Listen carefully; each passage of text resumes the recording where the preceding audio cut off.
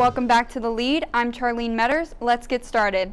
This week we're focusing on the importance of community representation. It's election season. Several organizations are encouraging minority groups to head to the polls. But first, we have an update on an expanding sinkhole in a northwest Gainesville neighborhood. The Lead's Gabriella Mercurio visited the site. She tells us how this sinkhole is becoming a hometown attraction.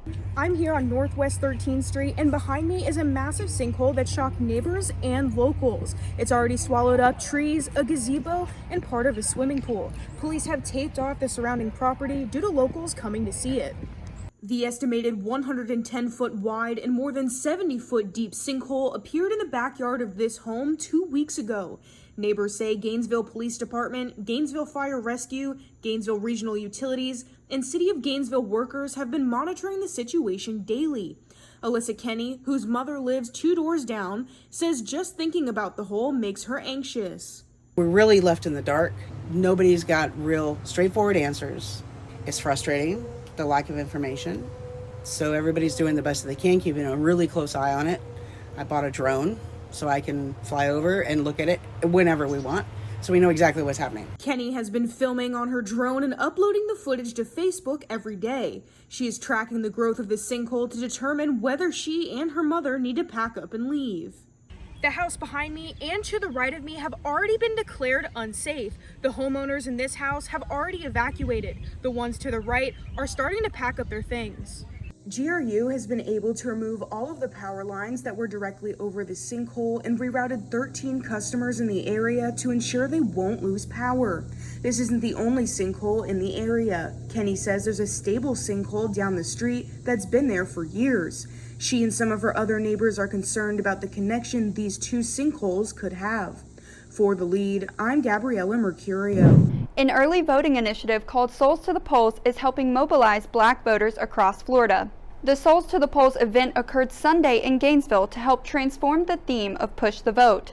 The Equal Ground Education Fund, which helps faith-based and community organizations motivate African Americans to cast their ballots, mobilized the event.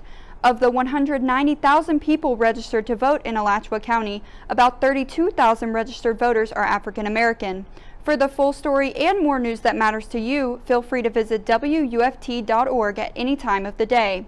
Empowering people is a popular theme in this election. The National Asian Pacific American Women's Forum is a bipartisan group making sure women are heard through their vote. The Lead's Jill Colombo tells us more about the group's mission. The National Asian Pacific American Women's Forum is a national organization that recently placed its roots in Florida. Mentorship Chair of the Orlando New Leaders Council, Sana Amarasinghe, reached out to NAP-AWF after researching North Central Florida and finding that 60,000 Asian and Pacific Islanders live in the area but are ignored during elections. Political candidates don't reach out to API women because they don't see us as the game changer. NAPA-WF activists have been phone banking every Saturday leading up to Tuesday's election and are devoted to convincing women their voices matter. So whenever people say my vote doesn't count, I always say this election was won by somebody else and your representation was taken away from you because you didn't think it counted, and they continue to bet on that. When it is not election season, the NAPA-WF still empowers women by focusing on reproductive health, economic and racial justice, as well as immigrant rights.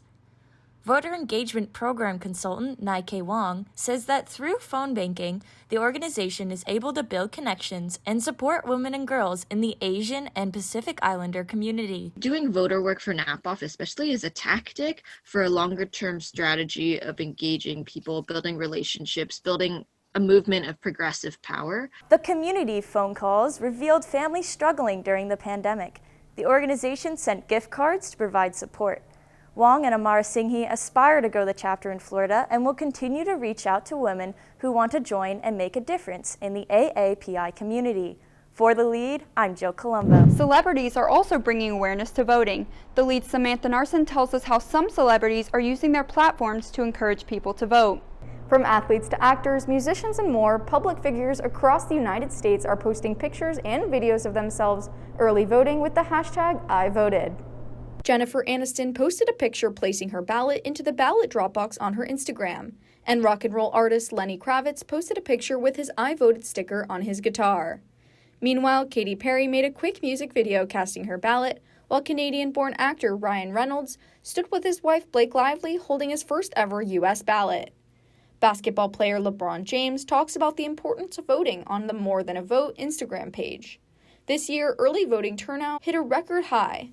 Based on early voter numbers, it is predicted 85 million people could vote before November 3rd, the last day to vote. It wouldn't be Halloween without trick-or-treating, but with COVID-19, some people are thinking outside of the box.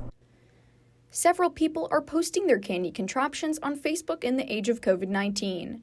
Chuck Vosganian from New York posted his 10-foot-long candy chute and is requiring two things from trick-or-treaters, a costume and a really loud trick-or-treat. That's it for this episode of The Lead. I'm Charlene Metters. Make sure to head over to WUFT.org for news at any time of the day. Have a happy Halloween. Thanks for watching.